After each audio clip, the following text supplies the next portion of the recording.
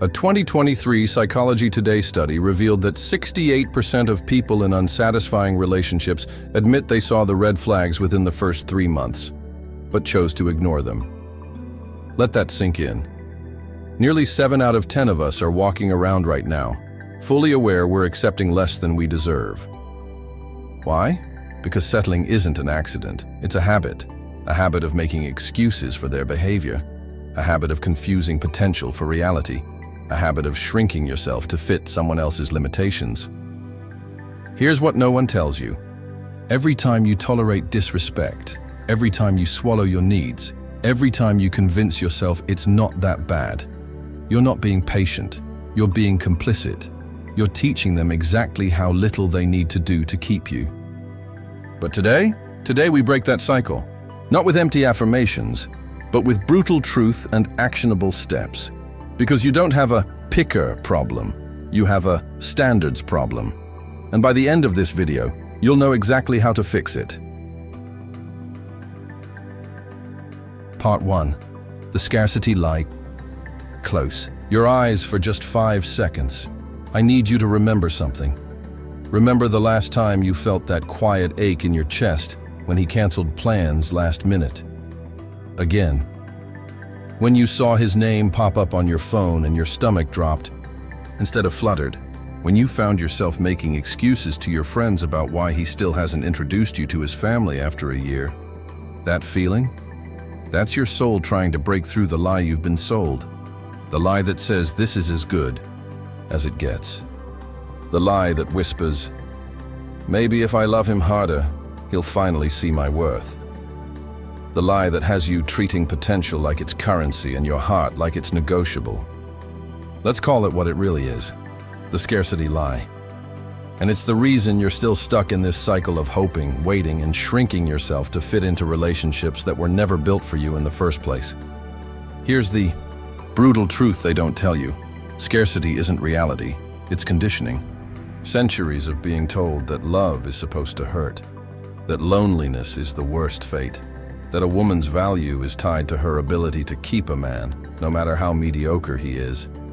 So you tolerate the bare minimum because somewhere deep down, you've been brainwashed to believe that minimum is your maximum. You obsess over why he won't commit, instead of asking why you're still begging for commitment from someone who's shown you exactly who they are. You convince yourself that the anxiety, the overthinking, the constant feeling of being just short of enough, that this is just what love feels like. But let me be very clear. Love does not leave you in a constant state of grief for the relationship you wish you had. Love does not make you earn what should be given freely. And love sure as hell doesn't have you sitting here watching this video, wondering if you're asking for too much when you're really just asking for what you were promised the first time you handed someone your heart. I know what you're thinking, but what if there's nothing better out there? What if this is it? What if you walk away and end up alone? And to that I say, you're already alone. You're alone every time you bite your tongue instead of speaking your truth.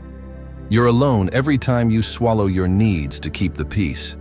You're alone every time you dim your light so his ego can stay intact. The real question isn't whether you can survive being alone. It's whether you can survive another year of this slow erosion of your spirit. Because here's the secret no one tells you. The moment you stop accepting crumbs, the universe stops offering them. The moment you decide you'd rather eat at the table alone than beg for scraps at everything changes. The right people start showing up. The wrong ones fade away. And that anxiety you've been carrying, it gets replaced by something you haven't felt in a long time. Peace. Not the peace of resignation, not the peace of giving up, but the peace of knowing bone deep that you will never again trade your worth for someone else's potential.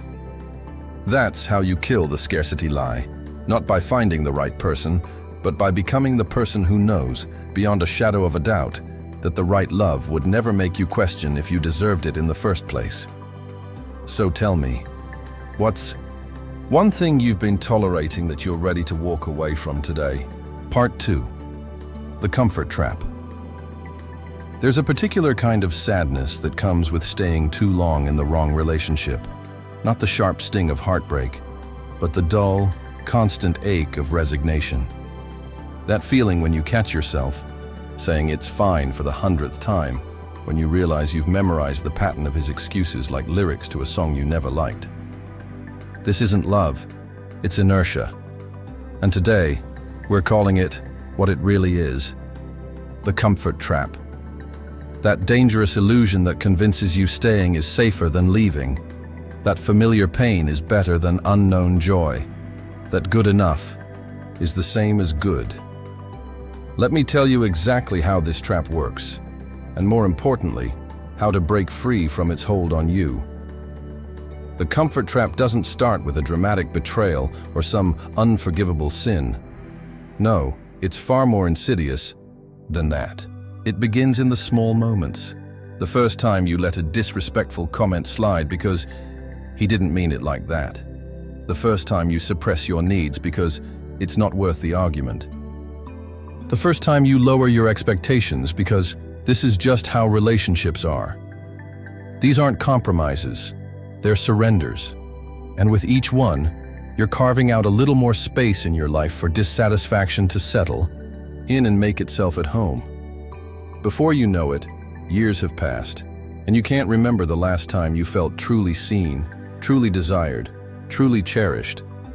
But hey, at least you're not alone, right? Except you are alone. You're alone in a relationship that stopped growing the moment you decided comfort was more important than connection. Here's the hard truth. Comfort is the enemy of extraordinary love. Real love, the kind that expands you, challenges you, makes you feel fully alive.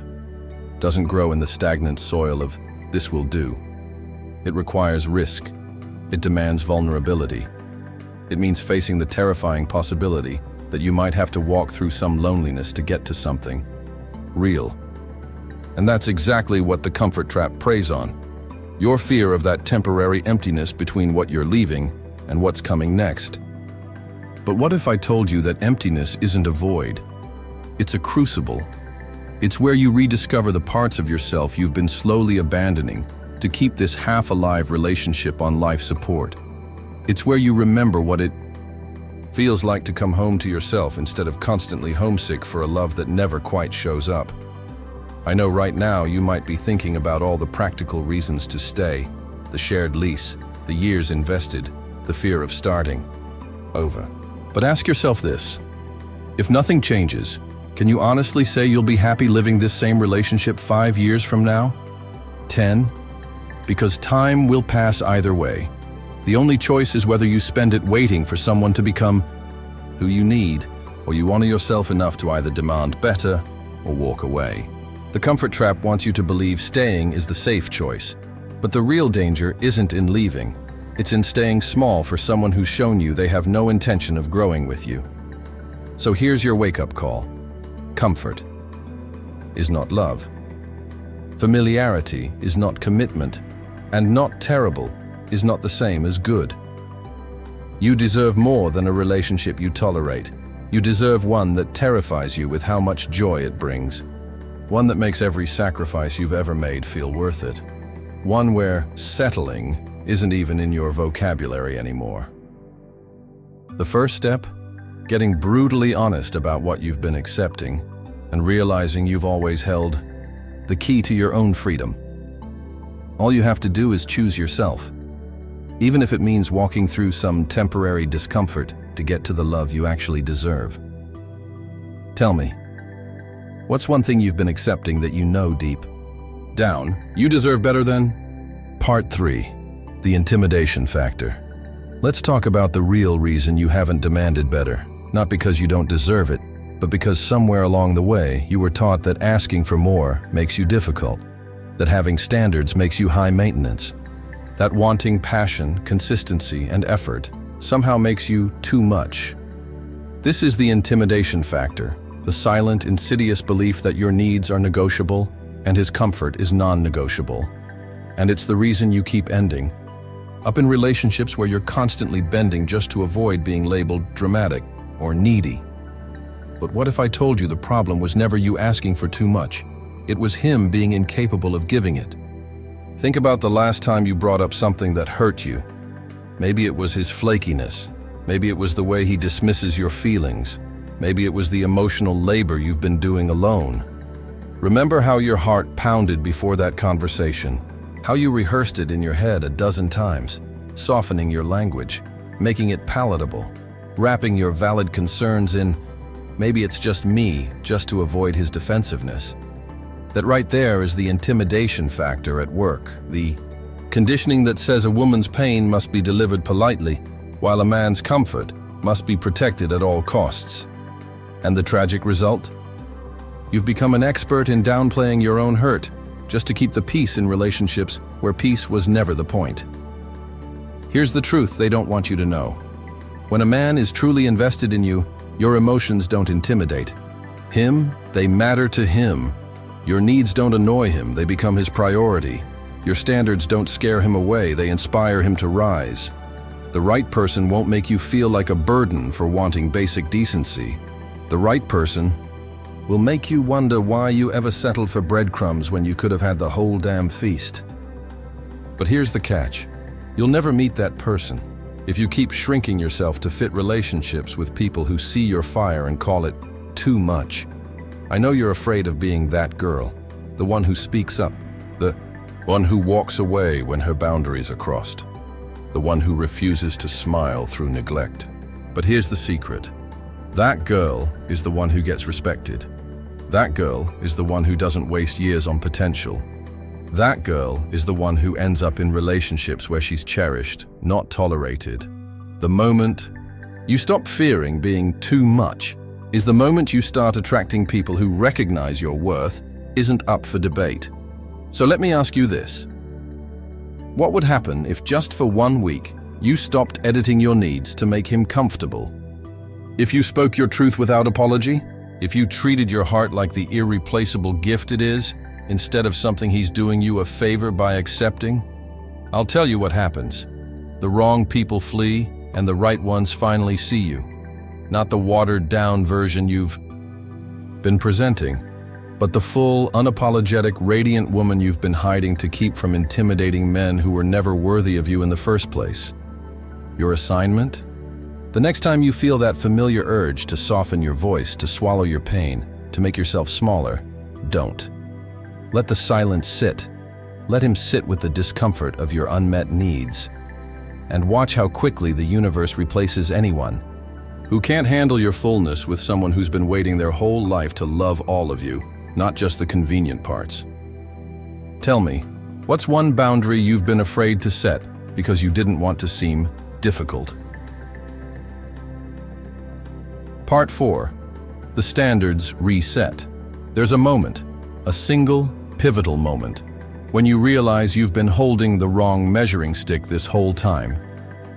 You've been judging yourself against his ability to love you, instead of judging him against your worthiness of being loved well. This is where we perform the standards reset, not by demanding more from him, but by requiring more from yourself. Because here's the uncomfortable truth. You don't attract what you want. You attract what you believe you deserve. And right now, your actions are confessing beliefs your mouth would never dare speak aloud. Think about your last breakup. The one where you said never again to emotional unavailability, to half-hearted effort, to being someone's option rather than their priority.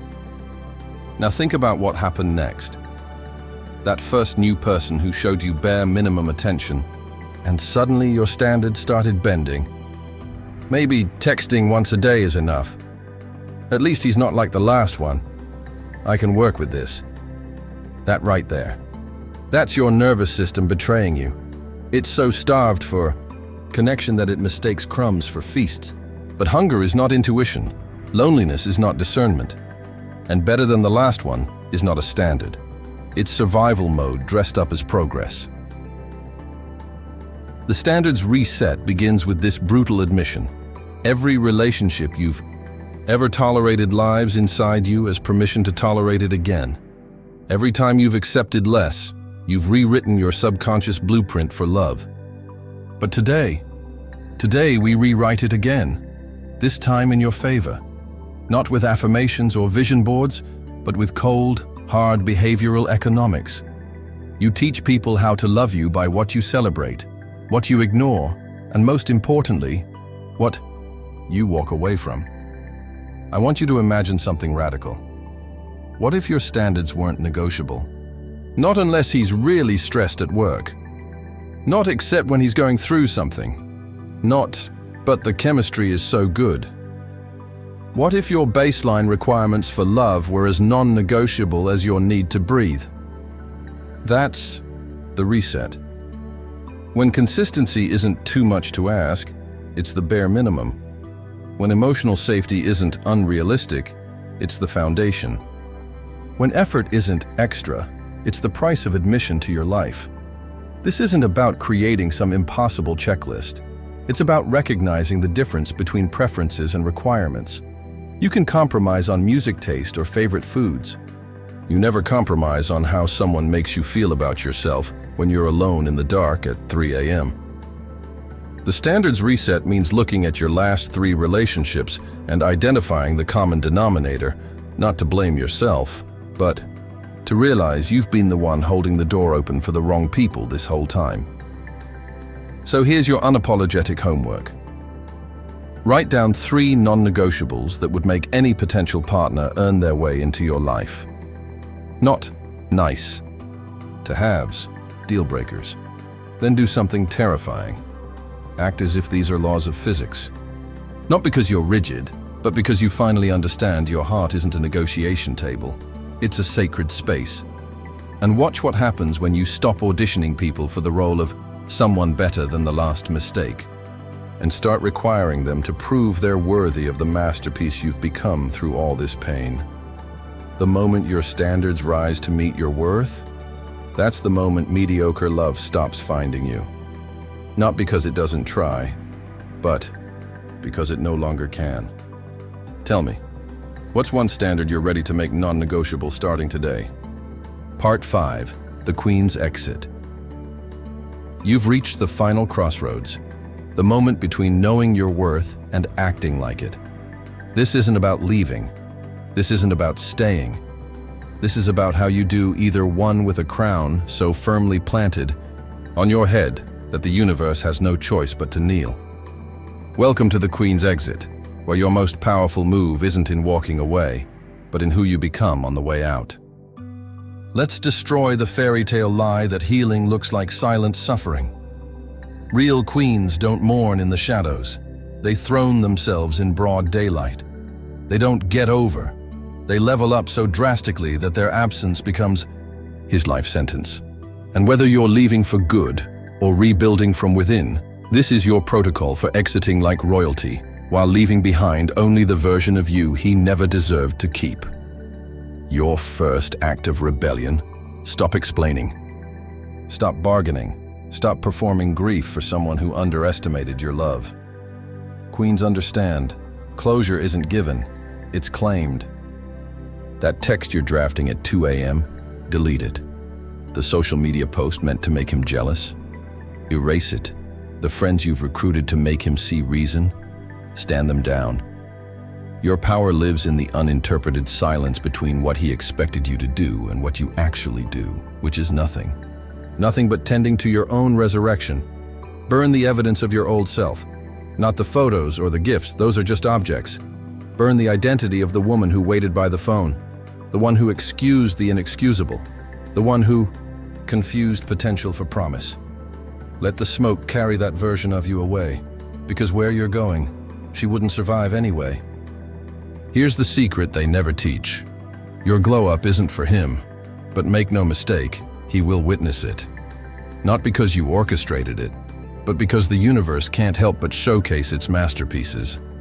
When you run into him 6 months from now, hair different, posture taller, eyes brighter, let him choke on the realization that the woman he took for granted was actually a chrysalis. And what's emerged in her place? Someone who doesn't even recognize his name in her heartbeat anymore. This isn't about revenge. This is about revelation. The day he realizes your silence wasn't you grieving, It was you outgrowing him, is the day his regret becomes permanent. But here's the glorious twist. By then, you'll be too busy being adored by better men, building a fuller life, or simply enjoying your own company to even notice his epiphany. Now, take out your phone. Open your Notes app. Write this down word for word. Thank you for showing me exactly what I will never accept again. This pain was the tuition for my next level self. Class dismissed. Then lock it. Never send it. Let it sit there like a grenade with the pin pulled, except the explosion is just for you. The seismic shift in your DNA. The quiet understanding that his loss wasn't the end of your story. It was the brutal, beautiful beginning. Walk away like the throne was always yours. Not with bitterness, not with rage, but with the unshakable certainty of someone who finally knows. The best revenge isn't making him regret it. It's realizing you don't need him to. This is where everything changes. Not because he finally sees your worth, but because you stopped waiting for him to. That ache in your chest? It's not a wound. It's an altar. And today, we rebuild what they tried to destroy. The upgrade begins the moment you realize you were never asking for love. You were negotiating for it, bargaining, begging someone to value what you hadn't yet deemed priceless. But here's the secret they don't teach. The right love doesn't require convincing. It doesn't keep you in a constant state of grief for the relationship you wish you had. It arrives, fully formed, when you stop accepting half alive. Connections as placeholders for what's possible. So here's your final assignment. For the next 30 days, you'll live by one unbreakable rule. If it doesn't feel like a hell yes, it's a hell no. No more maybe, no more he'll change, just ruthless edits. And when you do this, one of two things will happen. Either your current relationship will shock you by rising to the occasion, or it will evaporate like mist at sunrise, to make room for what actually matches your frequency. Either way, you win. This isn't hope, this is physics. When you stop bending, the universe stops asking you to. Now go, your kingdom's waiting.